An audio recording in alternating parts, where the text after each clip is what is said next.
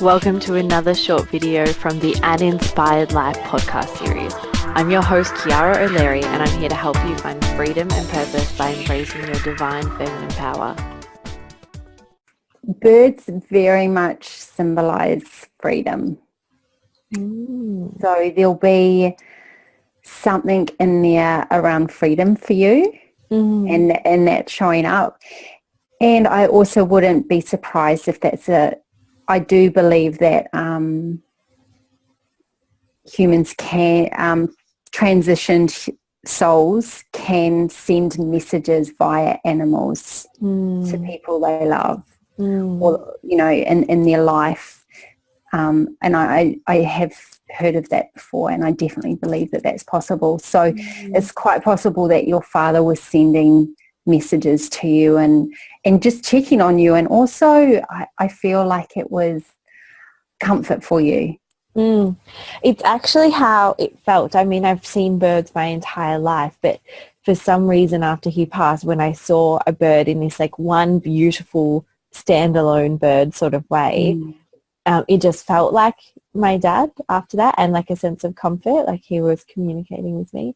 And I've got to say, given that he is a big part of the reason that I have a massive fear of spiders these days, because he used to chase me with them after he killed them. But, oh my God, I was so scared. So I'm really glad he didn't choose spiders as a communicate with me. Otherwise I'd be like, Dad, come on. You've not seen the damage you did when I was younger. There is actually another way to if you're really afraid of an animal, that can actually represent your power animal as well, if you have a real fear of one. And I had a real fear of spiders too when I was growing up, because I watched that movie Arachnophobia. I haven't. I couldn't. And I just did not like spiders at all, and I had this real to them. But then I just had spiders all around me last year, and going up to South Africa, and spiders actually, they are the essence of feminine, them and black panthers. But they also represent weaving your own fate, weaving your own destiny. Like, they have this ability to weave this amazing web out of their body. So they're incredibly powerful. So if spiders do show up for you, it's usually saying to you, weave your own fate, and if you're not happy with your circumstances, you have the power to change it. But I also understand being afraid, because your dad used to chase you with them. Yes. But, I must say, when you were saying that, I just got this massive realization. So, oh my God, thank you for this.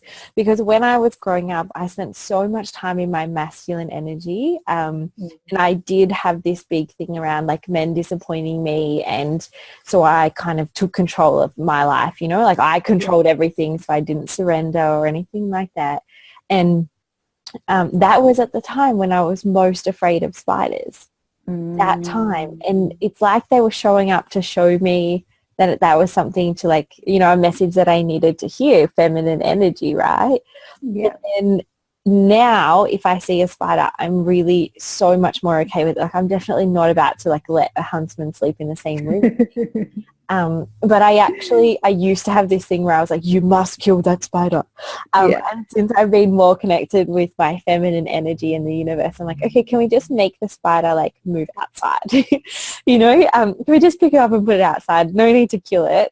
So it's interesting that now that I've connected to more of my feminine energy, it's less scary to me. It shows up less often, and I'm more I can deal with it with a place of more love than before.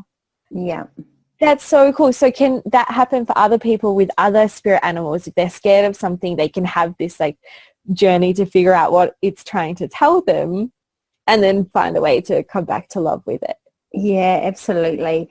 And I also think as well with animals, if you're really scared of snakes and you have a snake come in, or you can actually just ask them to leave.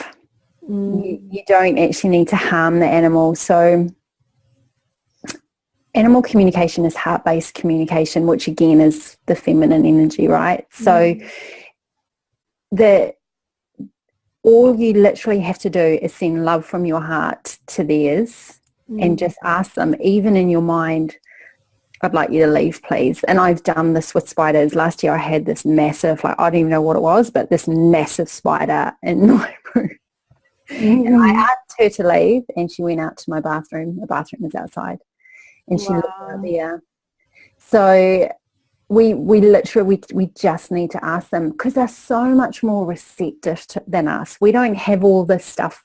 They don't have all the busyness in their mind, So they're constantly trying to communicate with us. All of nature is constantly trying to communicate with us. It's just that we've forgotten the language. So, and they understand us very clearly. It's like, you have a dog. I'm a total dog lover as well. I have a dog in Bali who I can't wait to go back to.